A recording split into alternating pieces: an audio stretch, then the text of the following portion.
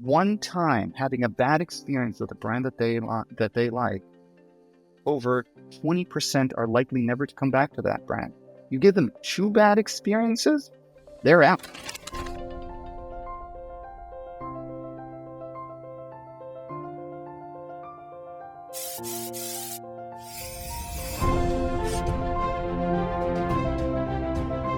Hi, I'm Matt Egol, the host of the CX and Culture Connection, the podcast for leaders looking to drive impact by focusing on customer experience and culture together. I'm excited to be here today with Nitzan Shaer, who is the CEO and co-founder of Wevo. We've known each other for a number of years. Actually, we worked with them when I was at PwC, and I'm enjoying working together at some clients now. And he's going to have a lot of great insights to share today. And this is actually his 4th startup. So for all you entrepreneurs out there or people who want to behave like lean startups, he's got a wealth of experience too. Matt, good morning, and thank you for having me on the podcast today. Excited for our conversation. A lot going on in this space these days. Well, absolutely. And I know that your company's growing really rapidly. Congrats on making the Inc. 5000 list for the 2nd year in a row. And now with this AI thing, you have a lot of new tools and toys to play with to kind of continue to reimagine the insight space. Indeed. And Matt, this is a very timely opportunity for us to be talking as the CX space, venture to say the entire user research CX UX is beginning a transformation. I'd say once in a decade level transformation. And glad to be talking about part of that today. What do you see then as some of the big changes that are accelerating right now? So I think in the previous era that we're at the tail end now, companies large and small understood the value of customer centricity, asking customers, talking and engaging with them early on in the product development, and then post-launch, going into a series of A/B testing and continuous improvement. The challenge has been that doing and conducting user research and doing it well is a lot of time, effort, and money. So what happens in reality is that for most companies, only some of the products, some of the features, some of the marketing campaigns actually get the love of feedback.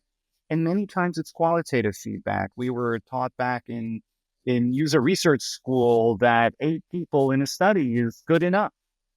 So you end up with qualitative insights. What the market is starting to shift to now is to understand that with new technologies rolling out, there's actually an opportunity to get quantitative insights, basically to understand which idea is the best, which product is going to succeed or fail in the design phase. And that completely transitions us from a world in which you launch a product, you launch a marketing campaign, and then you go down on one knee and you pray that it's going to be successful. Most products, most campaigns actually are not. But that launches a series of multiple months, multiple years until you run out of money, basically, of trying to iterate and improve the product during A/B testing. Some are, of course, successful. But we're now transitioning to have that process take place to a larger degree in the design process before you launch. I mean, I think there's a lot of really cool and important ideas to unpack there for a minute for the audience, if it's okay. You got my head on fire right now, Nitzan. Like one thing that I'm thinking about listening to you is the whole lean startup challenge, which is you got to get your product market fit right before you run out of money, right? And a lot of companies are constrained by the opportunity to get feedback of all the things they could test. Do they make the right choices of what to test? Did they make the right pivots? They have limited time and money and resources to try things. So some people might not make it to the other side just because they had bad luck, right? And what you're doing is creating that now there's an opportunity to do more with less and actually test and learn more things in the design stage and avoid some of those, false failures where they had a good idea, but they just ran out of time. and money. Matt, you're spot on. The transformation is so fundamental here that it actually will increase the rate. I believe it will increase the rate of innovation that we are seeing in the market because exactly of the point that you were making, less startups, and this is true for startups as well as for large companies, less startups and less large companies will see failure because they're getting the product right before it even launches. So they can accelerate to profitability, to success at a much higher rate. And we're seeing that transformation start to happen now. A number of companies that we're working with, and I'm happy to share with you some of their names today, are already experiencing this transition, de-risking the launch of new products and new campaigns because they are ensuring to a higher degree, nobody has a crystal ball, but ensuring to a higher degree than was possible before that those products, those ideas, those concepts are going to be successful before they launch them. And the most successful, the most leading brands are doing it even before they code it. So they're not wasting weeks and months of valuable developer time in coding products that are going to fail in market. What often happens is the test, learn, act cycle has delays built in, right? Where you do something, you produce something, then you test and get feedback.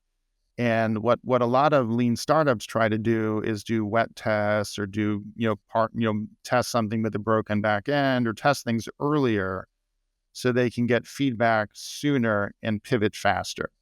And what you're highlighting is, and we can go into more details, like the technology is allowing us to do better, faster, and cheaper testing on steroids. Like basically, you can do lots and lots of experimentation either before you launch, before you hyperscale, before you go to the next stage of the S curve, to sustain optimizing improvement with more content variety, more, there's all kinds of use cases across the life cycle that being able to do more research for less money is valuable. I think that's exactly right. Nobody will say that they don't want feedback earlier on so they can accelerate the path to success. The reason what be holding people back is a technology point, which in order to get that feedback early on, it just costs too much. It took too long, so they didn't do it. So the best way to do it was blonde. Again, take the knee, pray for success, and then start to iterate in the market. There's another really, we can get to how to do this yet. We'll get to that in just a moment. But I do want to emphasize the size of the shift, the seismic shift that we are about to see in market as companies accelerate the time it is for successful innovations to launch because they know what's going to be, they know with a higher degree what's going to be successful in market, given this new technologies that are now coming online.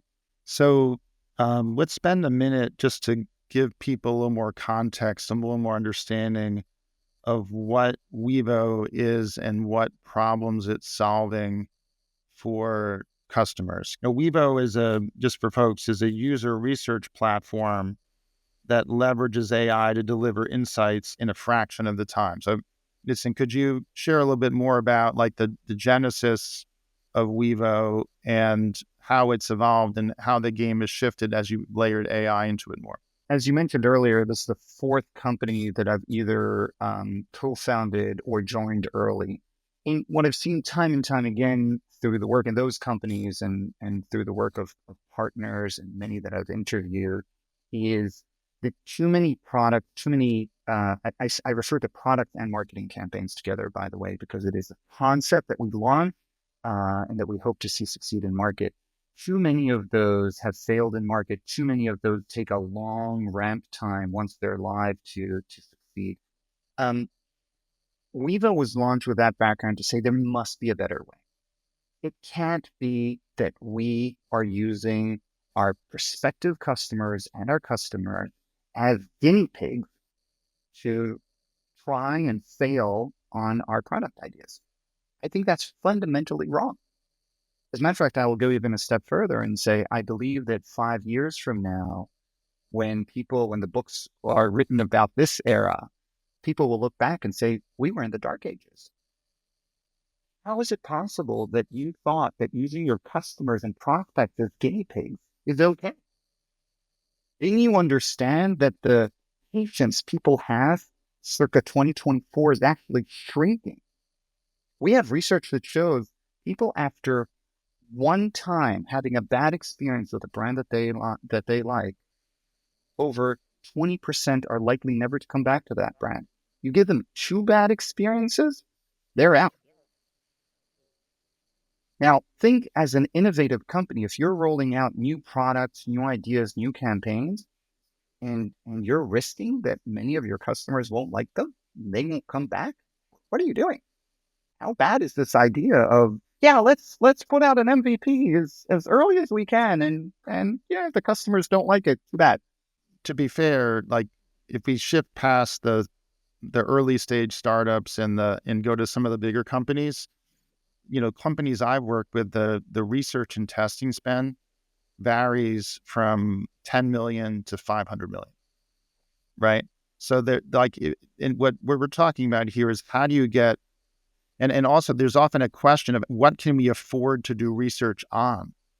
And people even talk about the return on research, like which research is worth doing because I have limited time and money and bandwidth. So how many research tests am I going to run for my budget, for my limited 500 million or my limited 50 million? The good news is if you do this in a more modern way with platforms like Wevo, customer listening, video replay on the website, mining things with AI, there's all kinds of things you can do that I've actually seen companies save 30 to 50% of their research testing spend.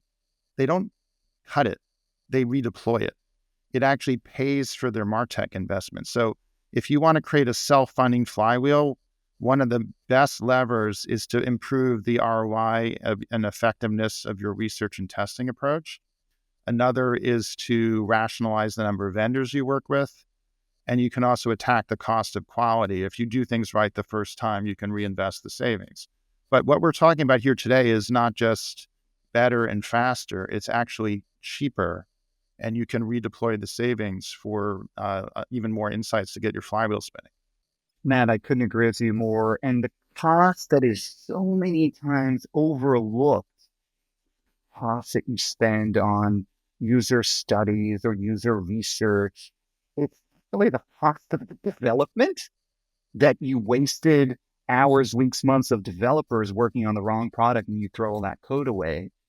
Even the bigger cost is the cost of customer churn and lost revenue that you didn't get because you didn't put the right product. And I love your point on the flywheel, because once companies that do research, that invest less of product launch, right? When you're still in concept and design phase, the value they attain is tremendous. It's earlier revenue, it's less failed product, it's less wasted time on development costs. And once they get the accounting right for that and they measure those, it's a no-brainer to invest earlier on. So right now we're talking more why and a little bit of what. I'm going to dive a little more into what and how for a minute. When we first started working together, Wevo was a early rapid growth company that would allow us to do user testing, where if we wanted to test a product or an ad campaign or a new website, rather than going out and doing focus groups or surveys and a long lead time, we could rapidly tap into your panel of people and test things really quickly and go through many iterations in the same amount of time it would take to do one typical piece of research. So we got more iterations, more bites of the apple, very quickly, very easy to do. Now we're able to not only test things, but we're actually able to generate content to test using the AI. So it's a double whammy. Not only can we do it faster, but we can, and I don't think it's less about saving time on the creative. An example comes to mind with our educational tours client, where we built the personas. You can help with that too. That was something we didn't take full advantage of, to be honest. But you've got new offerings to help build the personas too. But what I found really exciting is we took the personas and took them to the next level to actually figure out which content would resonate most with which personas, and actually recommend the copy that we should use in the market tests. This is something that we did in 2 or 3 weeks that normally would have taken 2 or 3 months. Matt, you're already diving into the solutions, and it is absolutely phenomenal to see what you have done with those results and those tools. Allow me to unpack it into two phases. The evolution of Wevo, and I think the evolution we're going to see in this space. The one is doing the faster, rapid, low-cost research with human beings, with potential customers giving the feedback. Well, in order to enable that movement from, hey, let's talk to 3 customers, let's talk to 8 customers, to a level that you can get actually qualitative feedback, talking to 120 customers at a time, knowing, because at that level, you can already actually know A is going to do likely better than B if there's a significant difference with 120. You can't do that with 8 people. It doesn't work. But with 120 people, you actually can. So the first stage of Wevo that delivered quite a bit of our growth was creating a tool. We call it Wevo Pro, which enables you to get feedback from 120 people. We have a pool of 60 million people around the world. So you can find 120 that are really the prospect, fit the profile of the prospect that you're looking for. And we've automated that process of getting that feedback. So it's usually about 10 minutes for you to launch a study, and Wevo will get both qualitative and quantitative feedback, what people like, what they don't like, what can be done better, how trustworthy is it, how valuable is it, and give you the insight on how to make it better. So that was the first product that we launched that really took down a 3-week, 4-week process into just a few single-digit days. And the amount of effort that was required was no more than 10 minutes to launch this study, because we automated so much of that infrastructure. So that was phase one. What we're seeing now, and I'm happy you already started to describe it, and I'm happy to describe it more, is now we're putting that on steroids with AI. And the big difference with the AI that Wevo has created versus other AIs that exist in the market right now is that we have fine-tuned an LLM in over 1 million user studies. It means we took 1 million people that have gone through this rigorous process of giving feedback to user experience. We know who they are, what they are, how they thought about it. And we use that very, very valuable data to train an AI to basically simulate how people are going to respond to other experiences. I'm happy to share here for the first time that we have now achieved 80% accuracy leveraging the AI. That means the AI can now, Wevo Pulse is the name of this product. Wevo Pulse can now predict 80% of the insights that a group of 120 people would have given you when reviewing a new digital product, a new campaign. That curve is getting better and better over time. But given that you can do this in 5 minutes, you can get the feedback. To get 80% of the feedback in 5 minutes is transformative, given the cost and the time, which just accelerates the point we were talking earlier on how fast you can now do these iterative cycles. To make this, more tangible, linking back to one of the client examples I mentioned, we worked on in the past, what we would have done is we would have built the personas, built the customer journey, identified how the personas engage differently on the journey, think about some opportunities to improve the experience. And then we would say, okay, let's go put something out in the market to test it. Let's go make these changes to the website based on what we learned. Let's go launch these different product campaigns, e-commerce, product, marketing, service. There's a whole host of things that have content in them that you can optimize further based on the insights you generate from the research. And personas and journeys are a means to an end. They're meant to be a springboard to change something, to tailor it to that persona for that moment in the journey. And then we could have done more research every time we want to launch something to say, let's add the cost of the research to this iteration, and we'll work in increments. We'll work in an agile way where every increment we get some new insights, or every sprint we get some new insights. But the time it took to get them makes it hard to jam that into a 2 or 3 week sprint. So you might only get research for some things every increment. So you're making choices, you're rationing. Now what we can do is we can actually truly live up to the promise of getting new insights every sprint, right? And they're very easy to get those insights. And we can test things and get feedback before we develop. You talked about the waste, the cost of quality of the development time, the marketing time, the product time. Time it takes to launch something. The reason in retail, for example, you don't launch tailored displays in every store is the time and effort and logistics it takes to produce them, ship them, and change them is just not practical to do that. But in a digital environment, the retailer also won't let you do it. But in the digital environment, you can experiment a lot, and we've been constrained by time and money.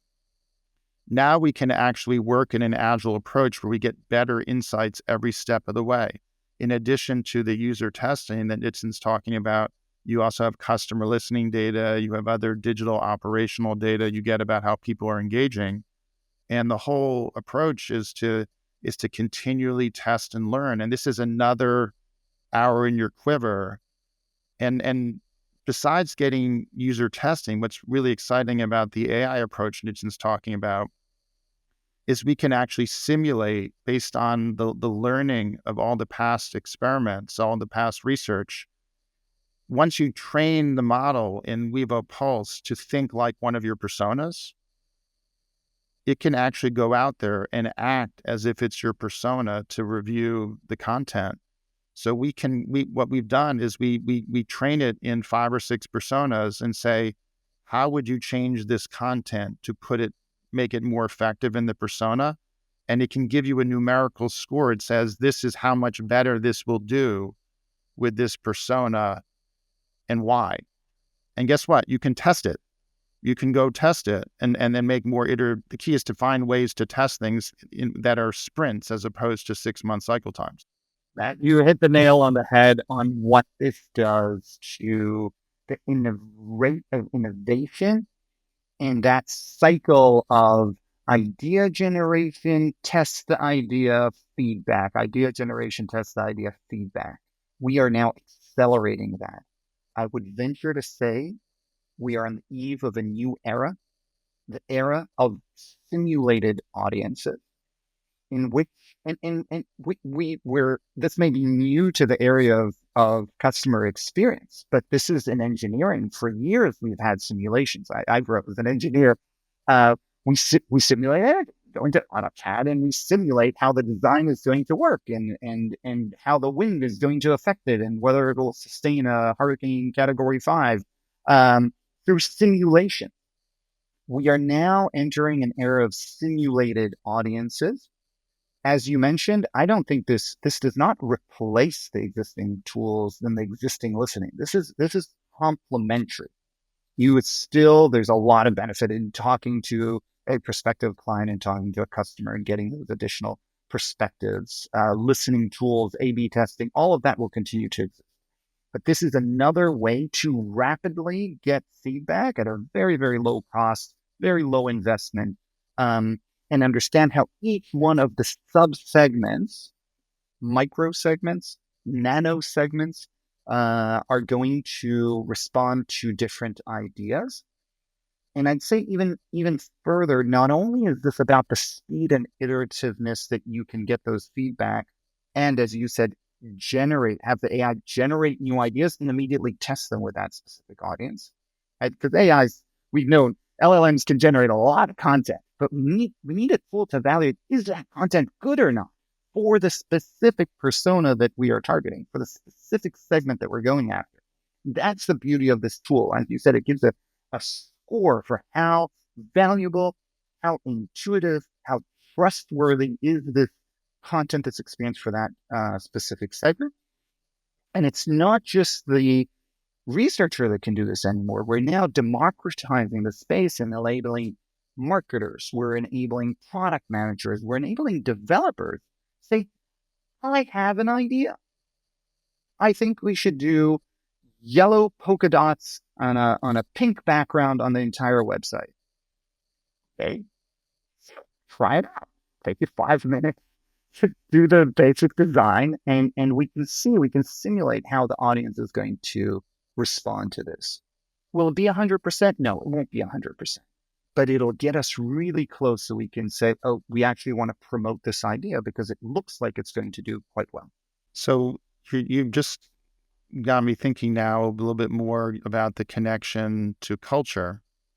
Um, you know, before I pivot there, though, I'd like to, encourage the audience, if you're really interested in this idea of microsegments and experimentation and velocity of trying things, like and subscribe to podcasts so you see more like this.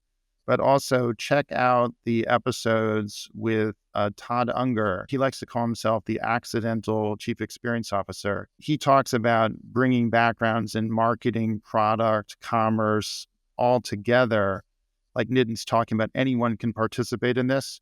So embracing not just the CX team does this or the marketing team does this, but engaging hundreds of people across the organization to build a culture of experimentation, culture of collaboration. The chief experience officer is someone who's an integrator, who's somebody who drives collaboration across the organization, across marketing, product, commerce, and service, all of which need great content experiences in order to succeed. So that's one podcast you could definitely check out. There's others that you might find interesting as well. I won't list them all here.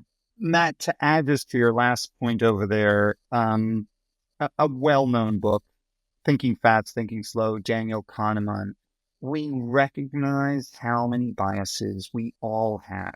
There's a lot of talk about biases that AI has. A lot of biases that us as humans have. We're full of them, packed with them. In this ability to, why is it so challenging to create new marketing campaigns? Why is it so challenging to create new products? Because when we create them, we project onto those products and ideas and concepts our own biases. One of the beauties of leveraging AI, when done correctly, when it is customized for a specific micro segment, is that it enables us to step into the shoes of that micro segment and understand how they are going to respond. Not, do I like this blue background? Great, I like all blue background. But how are they going to respond to it? And this is actually the AI helping us get out of our own biases. Now, we have to be aware of biases that AI has and so on and so forth, and do it with caution. But it can actually help us get out of our internal biases by understanding and simulating how various sub-segments that we're not used to interacting with every day are going to respond to these new ideas. The book you mentioned, Thinking Fast, Thinking Slow, is when I launched JourneySpark, I actually created my top 10 favorite books and did book reviews, and have since added others. But Thinking Fast and Slow was in my top 10 list. You can find the book review on the What We Think page of JourneySpark. Another book that I was thinking about, and I have a lot of the authors on the podcast. One of them that I had recently was Oded Netzer and Christopher Frank, two of the co-authors of Decisions Over Decimals. They're involved at Columbia, where I got my MBA, but they joined after, so I didn't get the benefit of their course. But what they talk about in decisions over decimals, and is what you're talking about here, which is there's a balance between intuition and data. And a lot of times getting more data is not the right answer, or it's what type of data you get. Because a lot of times when people say get more data, what they mean is go do more research, when what you really want is to run an experiment. So the type of data that you're getting, Wevo is actually a hybrid. It's a research product that you generate data often through experiments.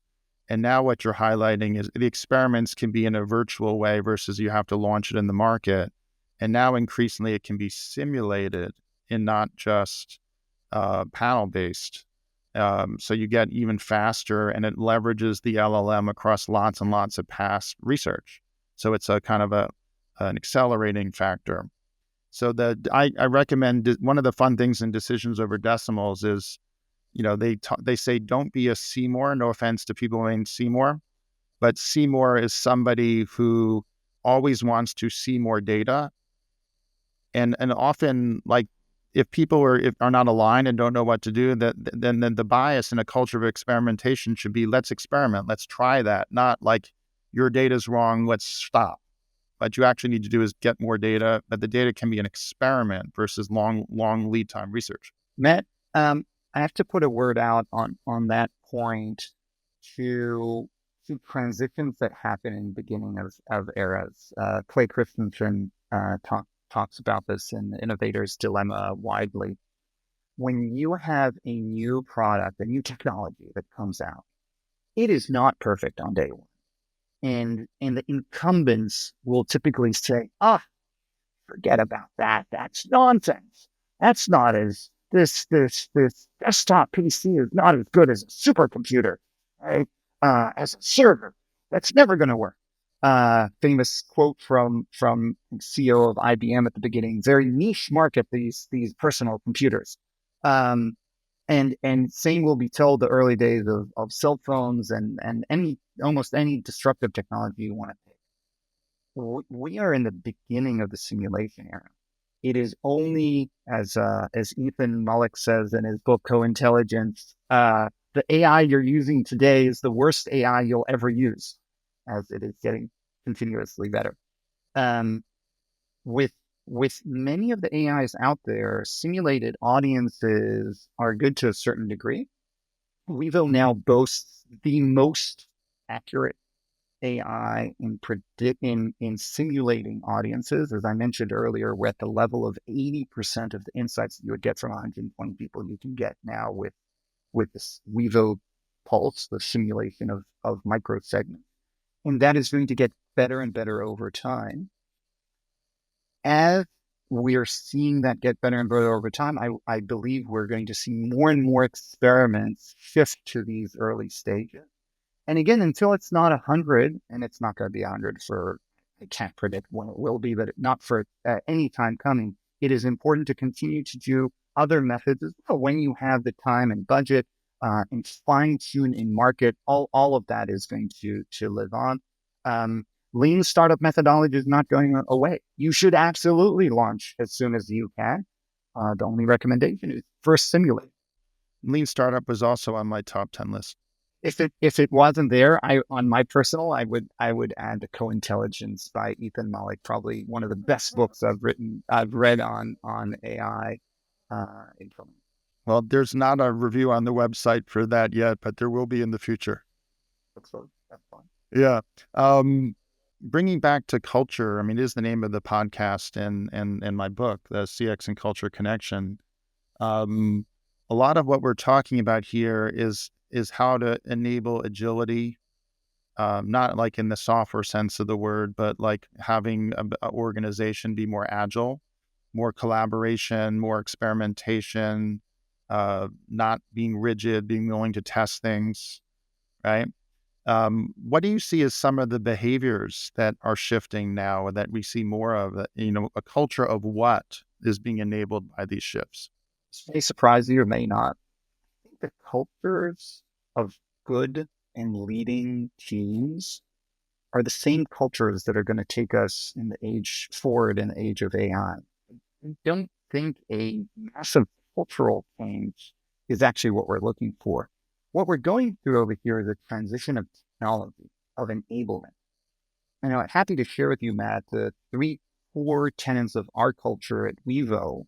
We are a helping companies improve their understanding of their customers ultimately. So we hold three values close to the heart. And I think any person at Wevo will give you this very quickly as we talk about this and act on this on a regular basis.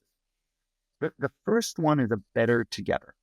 And better together means we're here to support each other. We're open to new ideas and truly listening, not hearing each other, but truly listening to each other and supporting each other and making each other successful. If the team doesn't work peacefully together, you won't get anywhere. Dead in the water. Everybody has to row in the same direction. The customers feel it as well. The second value is customer first.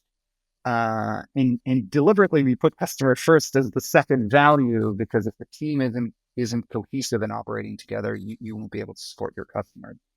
But that means continuing to listen to your customers. And as we enter the age of simulated audience, there will those that say, user research without users. What are you talking about? And I said, no, this is a simulation. We are very much about customers first. And we are now capable with technology to simulate to a degree, not how an individual, we're not there, how an individual will respond, but we're not anywhere near Minority Report. But we are near understanding and simulating how certain subsegments of the population are likely to respond to certain ideas. And there's enough AI training done in Pulse, as I mentioned earlier, over 1 million user experiences that we're capable of doing that with a certain degree of confidence. Enough that's helpful. So the second one is customer first. And the third value is continuous learning. That means that we understand that we have a whole lot more to learn that we've learned until now. And if it's through podcasts like this one, if it is through courses, through books, through discussion, through ideating, there's a lot more that we need to learn as the market is rapidly shifting. That's great. And I think, these values that you're highlighting, then they show up in behaviors of the people, and behaviors are what make culture work. The companies that use Wevo, the companies that are investing in customer experience, they have a culture that will help or hinder their success. I agree with you that a lot of the leading practices, like if you say, it's hard to say more effective culture because there's not one more effective culture, but there's certain things you'd like to have more of. And the question is, where do you want your culture to spike? Do you want more collaboration? Do you want more flexibility? Do you want more, empathy? Like, what are the behaviors you want more of in your people? And what the shift that you're describing is enabling more of those behaviors to occur with less friction. If you want people to experiment, if you want people to be inquisitive, if you want people to strike a balance between intuition and data, like the tools are actually making it easier to practice these behaviors than before. So true. I'd like to give an example also outside of startup land. One of our customers that has been kind enough to share what they're doing with Wevo broadly, we go on roadshows together on conferences, is Mastercard. Mastercard has adopted now a culture that they value what is in front of their customers and want to ensure that their customers get only the best. And it's not empty words. They're actually putting that into practice by testing the new products that they launch, the new features that they launch before they are coded and before they are launched. So they now have, they implemented Wevo throughout the organization, and any new feature, any new digital product has to get an 85 score with Wevo And as you remember, this is a combination of how valuable it is to the customer, how trustworthy it is, how intuitive the product is.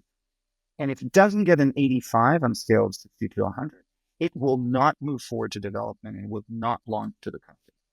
This is how they ensure that they internally have a culture to that delivers on this customer first, ensuring their customers get only the best, and that they don't use their customers as guinea pigs to launch something and hope that it does better.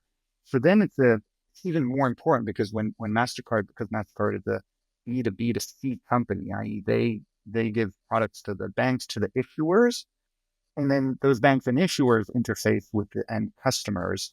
They need to get it right from the beginning because a mistake over there means that 1,000 companies around the world implemented the wrong thing, and then everything has to begin to be rolled back. So their price of making a mistake is high. But the behavior we're seeing there as a market leader, I believe we will see in more, where we are seeing in more and more companies.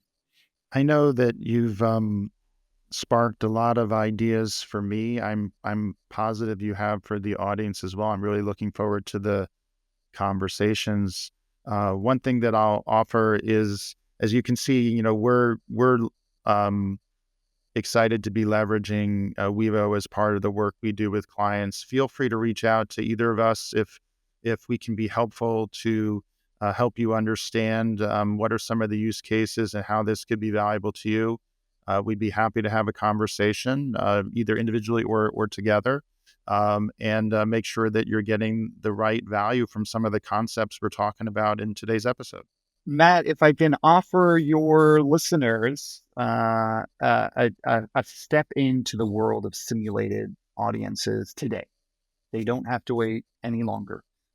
We've decided to enable a free trial for the product, fully featured, that they can start right now. All they need to do is go to wevo.ai/take a pulse, wevo.ai/take a pulse. And they can start a free trial over there, and they can experience for themselves the world of simulated audiences as we enter this new era in the customer experience space. If people want to get in touch with you, I'm assuming LinkedIn's probably the easiest way. LinkedIn, the best way to reach out. Yes, I look forward to continue this conversation as this era of simulated audiences is just beginning. Exciting times ahead. Thanks, Nitzan. Thanks, everybody.